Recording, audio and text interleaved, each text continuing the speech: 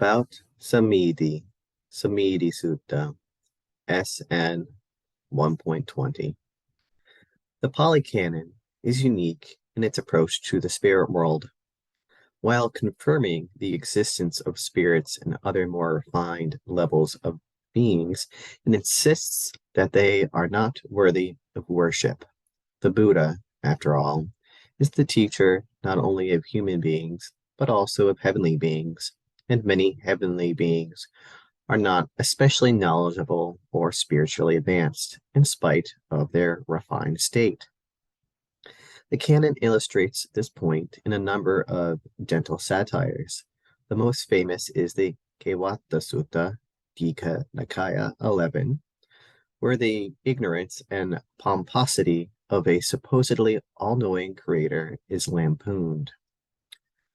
This discourse is another entertaining example of the same genre, pointing out the difficulties of teaching more advanced Dhamma to any being, human or divine, who is obsessed with sensual pleasures. On hearing some verses concerning the awakened one's state of mind, which is not subject to time and is visible here and now, the Devata cannot understand them and is able to grasp only a few very basic principles of Dhamma practice. It's unusual for the Buddha to aim his words so far over the head of his listeners. Perhaps in this case, as in Samyutta Nikaya 1.1, he wants to subdue the Devata's pride. At any rate, there is hope for her. As the commentary points out, her understanding covers, in a rudimentary fashion, all the elements of the Noble Eightfold Path. If she follows through with her understanding, she's on the road to the higher attainments. This discourse also contains some wordplay on the words time, kala, and subject to time, kalika. Time can mean not only time in the general sense, but also one's time of death.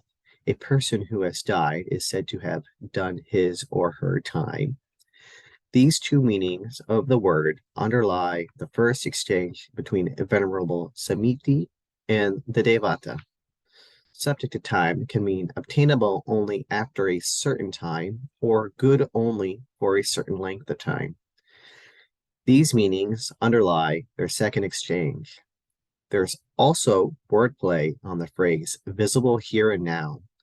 The Devata, assuming that Venerable Samiddhi is denying himself human sensuality for the sake of a reward after death, uses this phrase to describe human sensuality.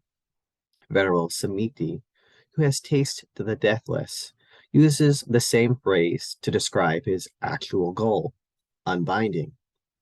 The Devata's inability to understand the meaning of Venerable Samiddhi's words shows clearly that, in spite of her fortunate birth, she still has a great deal to learn.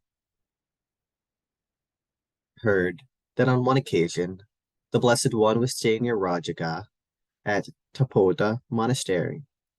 Then Venerable Samiddhi, as night was ending, got up and went to the Tapoda hot springs to bathe his limbs. Having bathed his limbs and gotten out of the springs, he stood wearing only his lower robe, letting his limbs dry. Then a certain Devata, in the far extreme of the night, her extreme radiance lighting up the entire Tapoda hot springs, went to Venerable Samiddhi. On arrival, while standing in the air, she addressed him with this verse: "Without having enjoyed sensual pleasures, you go for alms, monk. You don't go for alms after having enjoyed. Having enjoyed, monk, then go for alms. Don't let time pass you by." Venerable Samiddhi: "I don't know my time. My time is hidden. It can't be seen. That's why, not having enjoyed, I go for alms. Don't let my time pass me by." Then the Devata, coming down to earth, said to Venerable Samiddhi, "You have gone forth while young, monk, black-haired, endowed with the blessings of youth in the first stage of life, without having played with sensuality. Enjoy human sensuality, monk. Don't drop what is visible here and now in pursuit of what's subject to time. My friend, I'm not dropping what's visible here and now in pursuit of what's subject to time. I'm dropping what's subject to time in pursuit of what's visible here and now.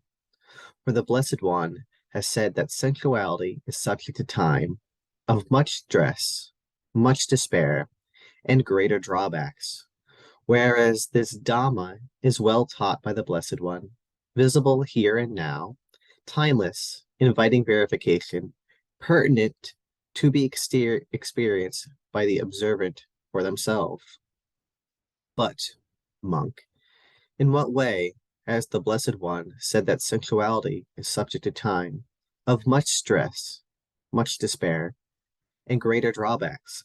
And how is this Dhamma visible here and now, timeless, inviting verification, pertinent to be experienced by the observant for themselves? I'm new, my friend, not long gone forth, only recently come to this Dhamma and discipline. I can't explain it in detail, but the Blessed One, worthy and rightly self-awakened, is staying here near Rajaga at Tapoda Monastery. Having gone to him, ask him this matter. As he explains it, that's how you should remember it.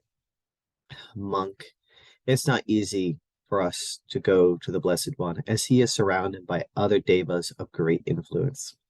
But if you go to the Blessed One and ask him this matter, I will come along to hear the Dhamma.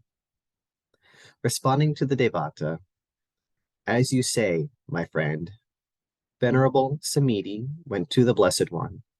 On arrival, having bowed down to the Blessed One, he sat to one side. As he was sitting there, he told the Blessed One his entire conversation with the Devata. Now, Lord, if that Devata was telling the truth, she is not far from here. When this was said, the Devata said to Venerable Samiddhi, ask, monk, ask. I've gotten through. Then the Blessed One recited this verse to the Devata. Perceiving in terms of signs, beings take a stand on signs. Not fully comprehending signs, they come into the bonds of death. But fully comprehending signs, one doesn't suppose a signifier. Yet nothing exists for him by which one would say, to him no thought occurs. If you know this spirit, then say so. I don't understand, Lord, the detailed meaning of the Blessed One's brief statement. It would be good if the Blessed One would speak in such a way that I would understand the detailed meaning of the Blessed One's brief statement. The Buddha. Whoever supposes equal, superior, or inferior, by that he'd dispute. Whereas to one unaffected by these three, equal, superior, do not occur. If you know this spirit, then say so.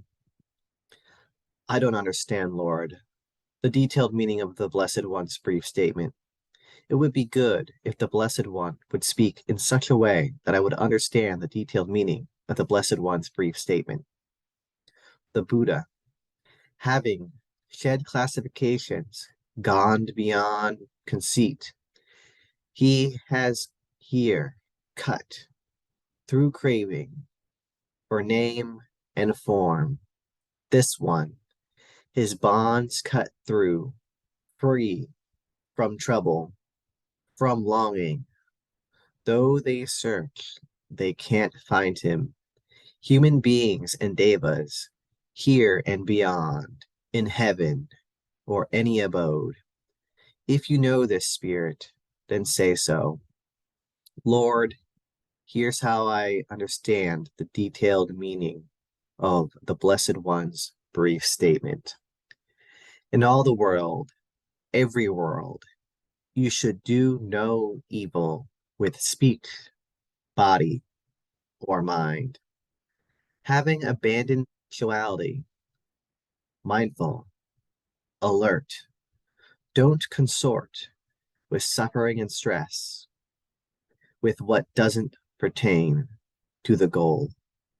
Notes. 1. This verse is from Iti 63. 2.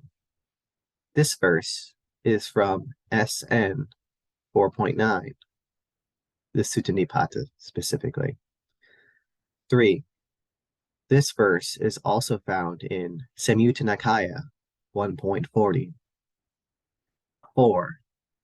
This verse is also found in Samyutta Nikaya 1.34. Timestamps for where you will hear me read where these notes occurred can be found in the description